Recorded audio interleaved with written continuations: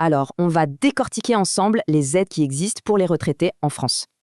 C'est la question que beaucoup se posent. On va voir ça tout de suite. Commençons par le soutien aux revenus, c'est-à-dire les aides financières. L'aide principale, c'est l'ASPA. Son but est de garantir un revenu minimum.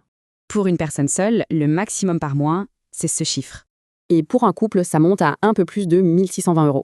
Attention, pour en bénéficier, il ne faut pas dépasser ces plafonds de ressources.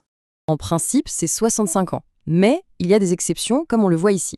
Et si l'ASPA est refusée, il existe une autre solution via le CCAS. Deuxième point important, les aides pour adapter son logement. Ça, c'est MaPrimeAdapt, une subvention pour financer les travaux chez soi. Et c'est une aide conséquente, jusqu'à 22 000 € de travaux peuvent être couverts. Le pourcentage financé dépend des revenus, 50% ou même 70% des travaux. Concrètement, ça peut financer une rampe, un monte-escalier et bien d'autres choses. Maintenant, parlons de l'aide pour les tâches du quotidien. On parle ici de deux choses, une aide ménagère et la livraison des repas. Pour l'aide ménagère, il y a des conditions d'âge et de ressources à respecter. Et pour la livraison de repas, à partir de 65 ans, voici les plafonds. Autre volet crucial, l'aide pour accéder aux soins.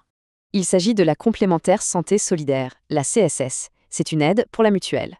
Ce qui est intéressant, c'est qu'elle existe en deux versions, une gratuite et une payante. Le choix entre les deux dépend des revenus mensuels, comme on le voit ici. Même la version payante est très abordable, 25 ou 30 € par mois selon l'âge. Donc, pour résumer, il y a des aides pour le revenu, le logement, le quotidien et la santé. La question finale est donc, par où commencer? Quelle est la première démarche à faire?